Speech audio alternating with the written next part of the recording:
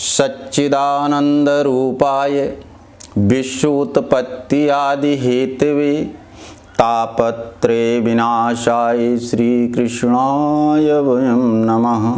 ओम गोविंदाय नमो नमः। हमारे आपके जीवन में नाना प्रकार से प्रश्न उठते हैं। हम आप कहीं पर जाते हैं तो एक आधार कार्ड पर्याप्त है कि हम फला जगह के हैं, फला नाम है, राजकुमार नाम है, फला जगह के हैं। चलो ठीक है, बहुत अच्छी बात है। लेकिन भगवान के बारे में पूरा पुस्तकालय, श्रीमद् भगवत गीता, श्रीमद् भागवत महापुराण, नाना प्रकार से ग्रंथ रखे हुए हैं। सब में भगवान का महिमा बताया गया। लेकिन कथा में बैठते हैं तो मन में एक बात उठती है, भगवान हैं कि नहीं हैं। पंडित अपने हिसाब से बता रहे हैं, व्यास अपने हिसाब से बता, नाना प्रकार से हैं तो कहाँ हैं।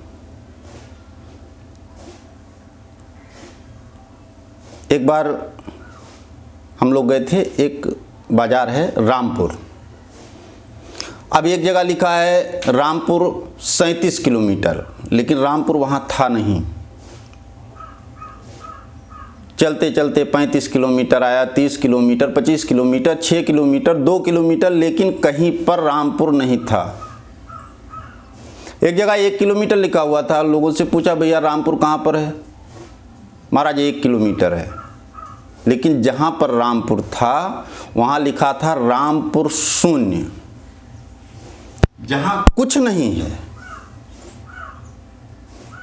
जहाँ हमारी कामनाएं समाप्त हो जाती हैं वहीं पर परमात्मा है। जहाँ पर कुछ नहीं था वहीं पर रामपुर था, जहाँ पर कुछ नहीं है वहीं परमात्मा है। और जब तक मैं का शब्द आता रहता है, धन घर परिवार मकान सब कुछ मेरा है, तब तक परमात्मा नहीं है।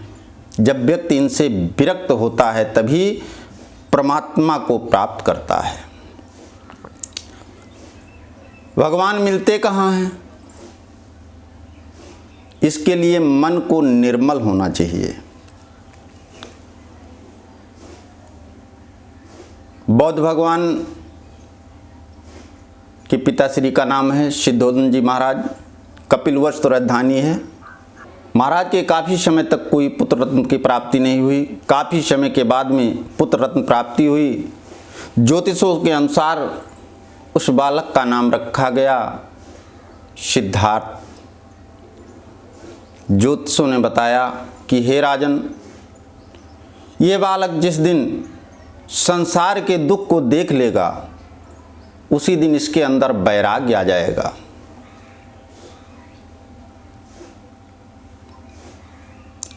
महाराज ने उस बालक सिद्धार्थ के लिए सारी व्यवस्था, रहन सहन, पढ़ने का व्यवस्था अपने मकान के अंदर ही करवा दिया।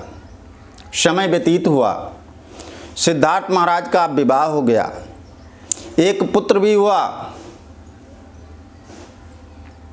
महाराज सिद्धोधन ने सोचा कि अब तो पुत्र हो गया है, अब अपने बच्चों में सिद्धार्थ रहेगा, अब संसार के दुख से क्या मतलब है। ऐसा सोचकर तीर्थाटन के लिए सिद्धोधन महाराज चल दिए।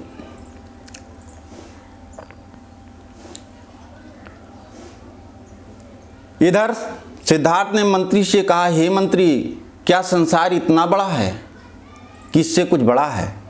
मंत्री ने कहा, संसार बहुत बड़ा है महाराज, मैं भी घूमना चाहता हूँ। आज सिद्धार्थ मंत्री के साथ में घूमने के लिए चल दिए। राज से बाहर निकले, उन्होंने देखा एक छोटा सा बच्चा रो रहा था। मंत्री से पूछा, हे मंत्री, ये क्या है? ये बच्चा क्यों रो रहा है? हे राजन, एक दिन इसी तरह आप भी थे। ये बच्चा अपने दुख से रो रहा है, इसको खटमल काट रहा है, लेकिन ये बता नहीं सकता है। माता समझती है बच्चा भूखा है, वो दूध को पिला रही है, इसलिए ये रो रहा है कि मैं बता नहीं सकता हूँ, यदि बता भी सकता हूँ तो कोई समझ नहीं सकता है। अच्छा, ऐसा मैं भी था। पश्चाताप हुआ। मंत्री के साथ में सिद्धार्थ आगे चल दिए। जब आगे चले तो उन्होंने क्या देखा, एक छोटा सा बच्चा, 5 किलो का बच्चा 25 किलो का बस्ता रखे हुए जा रहा है। सिद्धार्थ ने पूछा, हे मंत्री ये क्या है, ये बच्चा कहाँ जा रहा है? मंत्री ने कहा, हे राजन, ये वही बच्चा है, बड़ा हो गया, ये अपने माता पिता के भरण पोषण के लिए विद्या सीखने जा रहा है। मात पिता बालक ही बोलावई, उदर भरई सोई वेद सिखावई। अरे उसी विद्या को अध्ययन करने जा रहा है जिससे माता पिता का भरण पोषण हो। आज सिद्धार्थ आगे चले मंत्री के साथ में। जब आगे देखा तो एक युवा व्यक्ति अपने धर्मपत्नी के साथ हाथ में पुत्र को लिए हुए ऊपर से छाता लगाए रास्ते में जा रहा है। मंत्री से सिद्धार्थ ने पूछा, हे मंत्री ये क्या है? मंत्री ने कहा, हे राजन, यही बच्चा जब सयान होता है, ये अपने बड़ा हो गया है, ये अपने धर्मपत्नी के साथ अपने ससुराल के लिए जा रहा है। अच्छा,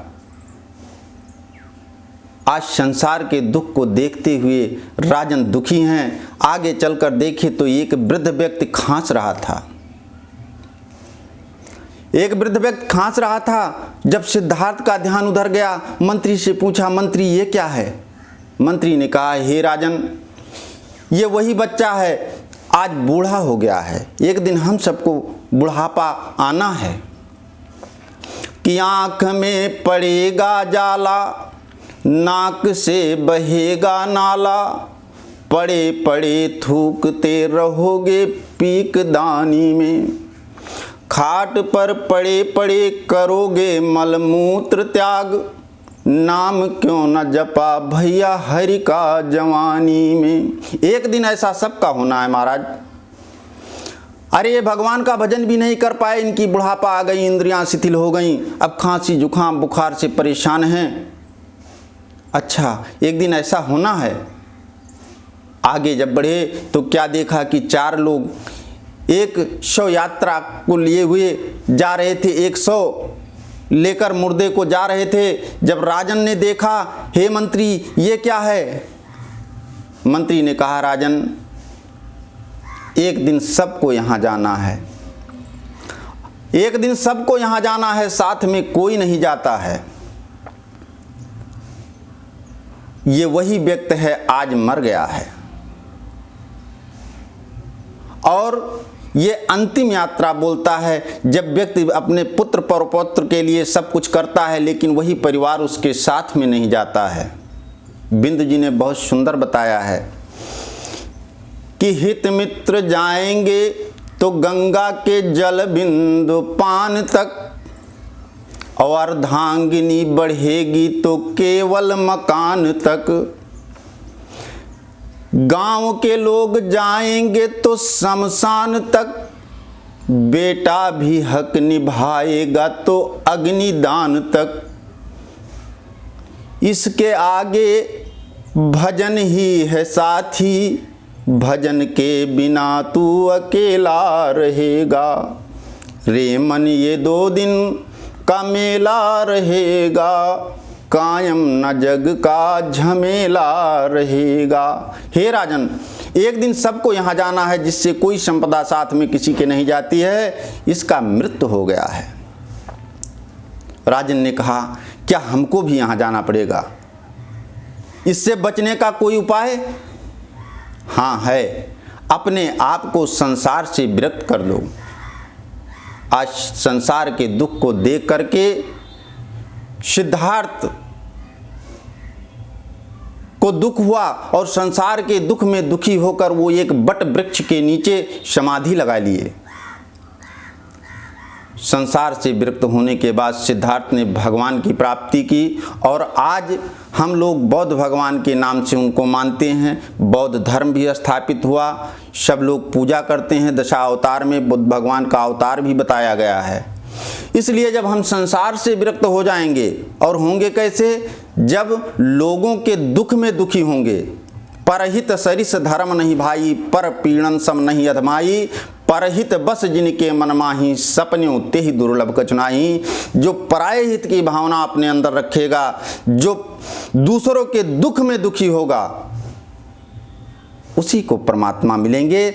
और संसार के माया से जो विरक्त हो जाएगा, उसे परमात्मा का दर्शन हो जाएगा। जहाँ कुछ नहीं है वहीं परमात्मा है, जहाँ माया है वहाँ, जहाँ मोह है, माया है, वहाँ भगवान की प्राप्ति नहीं है। इसलिए अंतिम वाणी में आप लोगों को जय श्री राम, जय श्री राम, जय श्री राम।